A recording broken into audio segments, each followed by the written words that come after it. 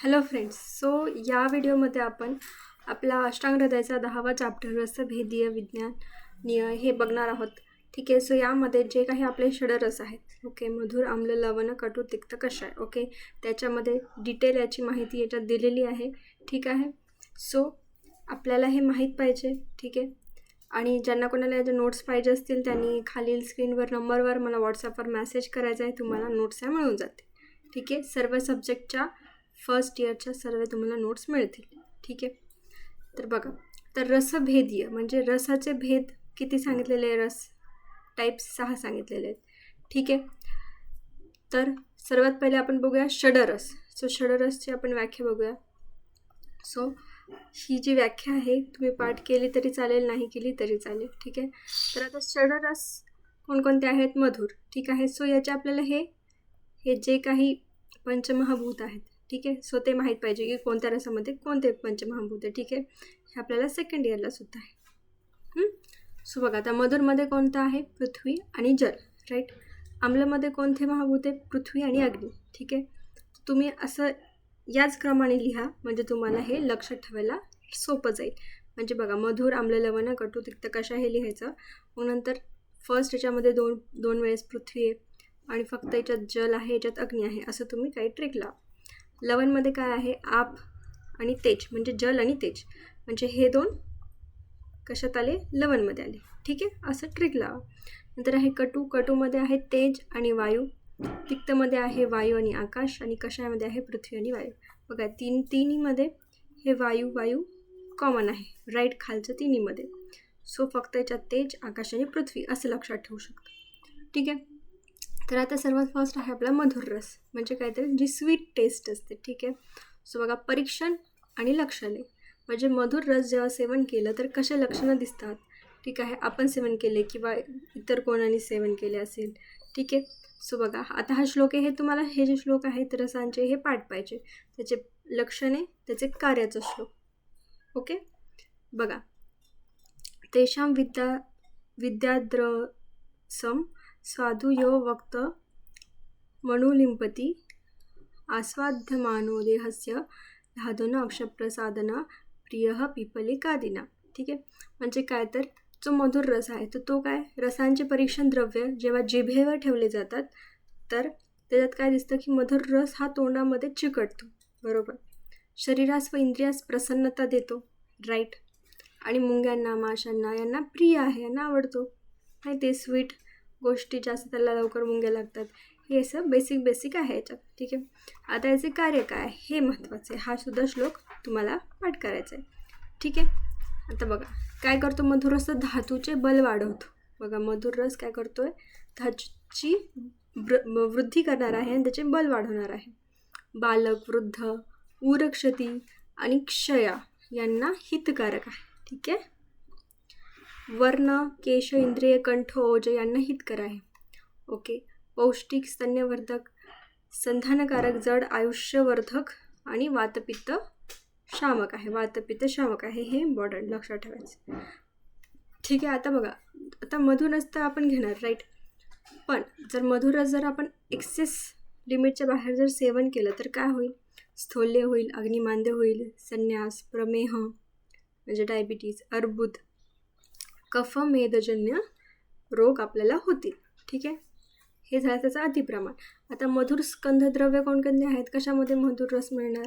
तुम्ही काही लिहू शकतात. बघा, जनरल जे आहे तूप, सोने, गूळ, अक्रोड, केळ, नारळ, फणस, बला, अतिबला, हे जे आहेत ते आपल्या द्रव्यांचे नाव लिहायचे काही, आणि काही जनरल नावं लिहिली तरी चालते, दूध, ऊस, मध असं. ठीक आहे. नंतर आता अपवाद. आता याच्यामध्ये सुद्धा एक्सेप्शन आहे की याच्यामधले काही जे द्रव्य आहेत त्यांचा रस मधुर आहे पण त्यांचे कार्य किंवा त्यांचे जे काही दुसऱ्या गोष्टी असेल तर ते थोडंसं बाकीच्यांपेक्षा वेगळं आहे. एक्सेप्शन. बघा, मधुर रसाची द्रव्ये कफकर असतात. ठीक आहे. कफ वाढवतात, राईट. पण त्याला अपवाद कोणते आहेत? जुने तांदूळ, जव, मूग, गहू, मध, साखर आणि जंगल मांस. ठीक आहे. हे काय करतात? हे कफकारक नाही आहेत. ओके. अपवाद समजला, एक्सेप्शन. नंतर सेकंड आहे आपला आम्लरस, म्हणजे जे काही सॉर टेस्ट असते, राईट, आंबट चव. परीक्षण कसं आहे याचा श्लोक. आम्लक्षाला येते मुखम हर्षनो रोमदंता नाम अक्षिभ्रून निकोचनम. ठीक आहे. यांनी काय होतं बघा, जेव्हा आपण आम्लरसचे सेवन करतो तोंडास पाणी सुटते, राईट, रोमांच येतो. ठीक आहे.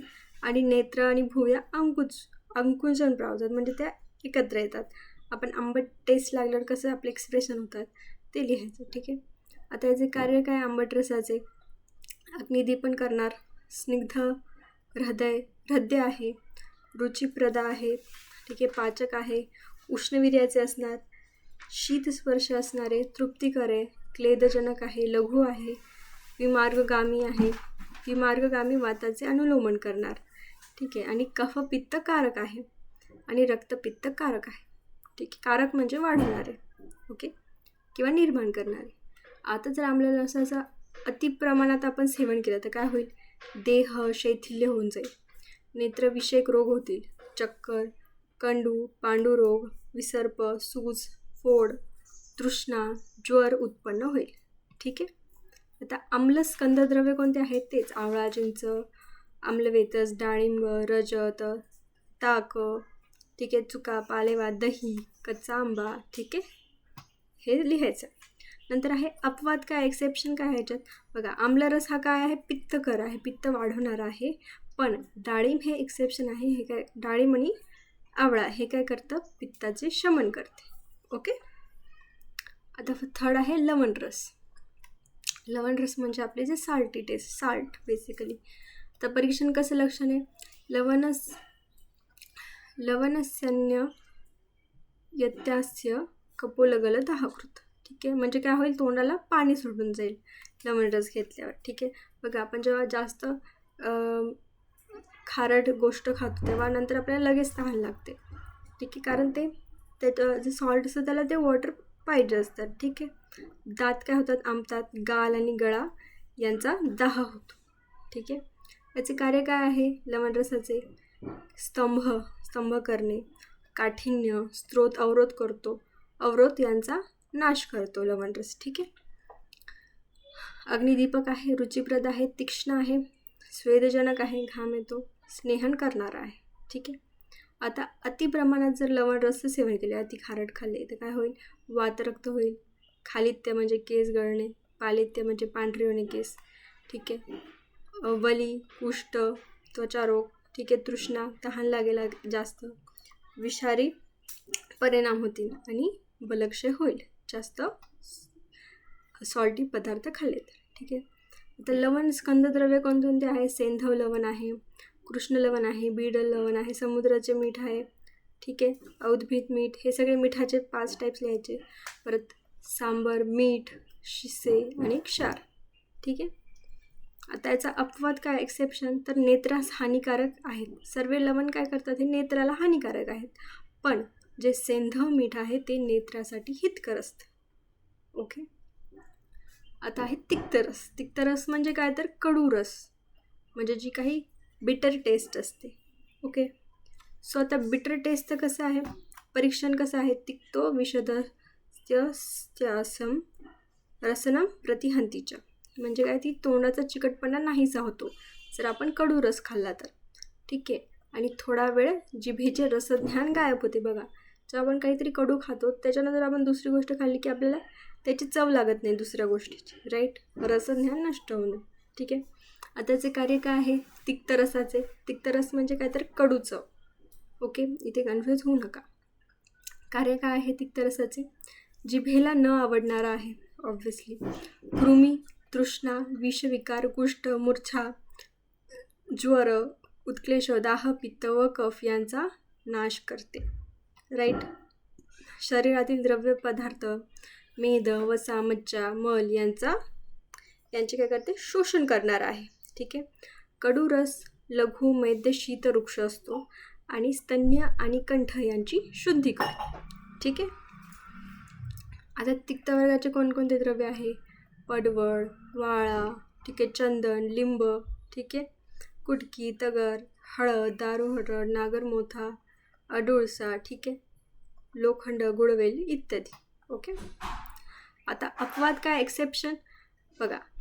आता जो कडू रस आहे म्हणजे तिक्तरस, तो काय वातकर आहे आणि वीर्यनाश करतो. मात्र याला गुळवेल आणि पडवळ, सुंठ, पिप्पली आणि लसूण हे काय आहेत?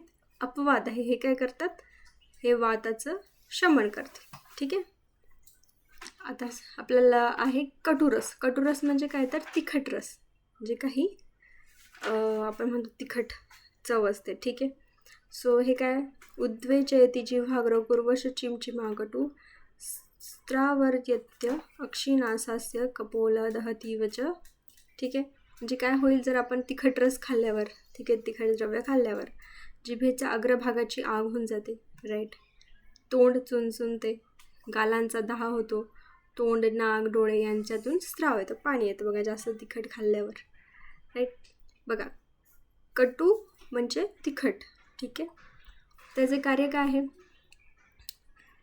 गलरोग, शीतपित्तजन्य संधी, कुष्ठ, अलसक, सूज यांचा नाश करते. ठीक आहे. व्रण कोरडे करते, स्नेह, मेद व क्लेद याचे शोषण करते, दीपक, पाचक आणि रुचिप्रद शोधक आहेत आणि कफाचा नाश करते. कटुरस. कटू म्हणजे तिखट. तर अतिसेवनाने काय होईल? तृष्णा होईल, शुक्र आणि बल यांची हानी होईल, मूर्छा, शिरांगोचन, कंप, ठीक आहे, वेदना होतील. ठीक आहे. आता कटुस्कंदद्रव्य काय आहे? हिंग, मिरे, वावडिंग, पंचकोल, ठीक आहे, हे लिहायचं, आणि बिबा. ठीक आहे. आता अपवाद काय? एक्सेप्शन याला. आता सर्व जे कटू रसाचे द्रव्य आहेत म्हणजे तिखट, ते काय? वातकर आहे आणि वीर्यनाशक आहे. तरी पण गुडवेळ, पडवळ, सुंठ, पिप्पली, लसूण हे अपवाद आहेत. ठीक आहे. तर हे सेम का बरं आहे? कारण दोन्ही याच्यामध्ये कटू आणि तिक्त रस असणार आहे. तुम्हाला माहिती आहे बघा, एका द्रव्यामध्ये फक्त एकच रस नसतो, त्याच्यात खूप सारे रस असू शकतात. ओके, सेम टाईममध्ये. आता लास्ट आहे आपला कषाय रस. कषाय रस म्हणजे ॲस्ट्रिजंट, म्हणजे जे काही तुरट चव असते. ठीक आहे. तुरट बघा, जेव्हा आपण आवळा खातो तर त्याच्यामध्ये आपल्याला पहिले असं म्हणजे तुरट चव लागते बेसिकली ते. तर परीक्षण काय आहे याचं? तर कषायो जडयो जिव्हा कंठस्रोतो विबंधकृत. ठीक आहे. जीभ जड होते, कंठाचा आणि स्रोतस रसांचा अवरोध करते. त्याचे कार्य काय? कफ, पित्त याचा नाश, गुरु, रक्तशुद्धीकर, स्तंभकर, वर्ण भरण्याला उपयोगी, शीत, क्लेद व मेद शोषण करणारा, आमपचनाला प्रतिबंधक, वृक्ष, त्वचा, कास्य निर्मळ करते. ठीक आहे. आता अतिसेवन केले आपण तुरट रसाचं तर काय होईल? कषाय रसाचे तर वाताचा अवरोध होईल, पोटफुगे होईल, हृदयरोग, तृष्णा, कुर्षता, शुक्रनाश, स्रोतसांचा अवरोध, मलमूत्रांचा अवरोध हे विकार उत्पन्न होते. ठीक आहे. आता कषाय स्कंदद्रव्य कोणते? हिरडा, बेहडा, शिरीष, खैर, मधसुद्धा तुरट असतं, कदंब, अंबर, ठीक आहे, गेरू, कोवळे, कवट, खारीकसुद्धा तुरट लागते नंतर. ठीक आहे. आणि अपवाद काय? शीतवीर्य आणि स्तंभ करणारी असतात. ठीक आहे. कषारस काय असतात? शीतवीर्याचे असतात आणि स्तंभन करते. पण अपवाद काय याच्यात? हिरडा तसं करत नाही. हिरडा उष्णवीर्याचा आहे आणि स्तंभन करत नाही. ठीक आहे. आता तिक्त आणि कटू कषाय रस हे काय आहे? वृक्ष आहे आणि मलमूत्र अवष्टंभक आहे. ठीक आहे. आता हे आपला कषाय रस संपला, सर्व रस आपले संपला. त्याचे कार्य, अपवाद, याचे द्रव्य हे बघितले, लक्षण बघितले. ठीक आहे. आता याच्यात आहे बघा, तिक्त, कटू, कषाय रस कसे? वृक्ष आणि मलमूत्र अवष्टंभक आहे, स्टॉप करणारे. पण लवण, आम्ल आणि मधुर हे काय आहे? स्निग्ध आहे आणि मलमूत्राचे अनुलोमन करते. ठीक आहे. इझिली विसर्जन करते. आता रससंयोग म्हणजे काय? तर याच्यात रस हे मिक्स्ड असतात. राईट. सो त्याचंच सांगितलेलं आहे बघा. रसांचे एकूण 63 संयोग प्रकार आहेत. ठीक आहे. आणि वेगवेगळे 6 + 57 = 63. ठीक आहे. सेपरेट 6 आहेत रस, आणि त्यात जर 6 आपण एकमेकांसोबत जोड्या केल्या तर त्यांचे 57, असे टोटल 63. आता द्विसंयोग म्हणजे फक्त 2 रस केले, सपोज मधुर आम्ल, लवण कटू, तिक्त कषाय. आता हे 2 झाले. ठीक आहे. डबल मग याला जोडी म्हणजे असं खालीवरी जोड्या लावून टाकायच्या, म्हणजे असे किती झाले? 15. मग 3 रसांच्या संयोगचे किती जोड्या होतील? 20 होतील. 4 रसांच्या जोड्याचे हे 15 होतील. 5च्या 6 होतील आणि षटच्या 1 म्हणजे 6 रसाची 1 जोडी होईल. राईट. सो असा आपला हा चॅप्टर आहे. ठीक आहे. याच्यामध्ये सर्व रस आहे त्याच्याबद्दल आहे. ठीक ठीक आहे. काही समजलं नसेल तर कमेंट्समध्ये डाऊट विचारा तुम्ही, आणि नोट्स पाहिजे असेल तर मला डायरेक्ट व्हॉट्सॲपवर मॅसेज करा. ठीक आहे. नोट्स अवेलेबल आहेत. Okay, thank you.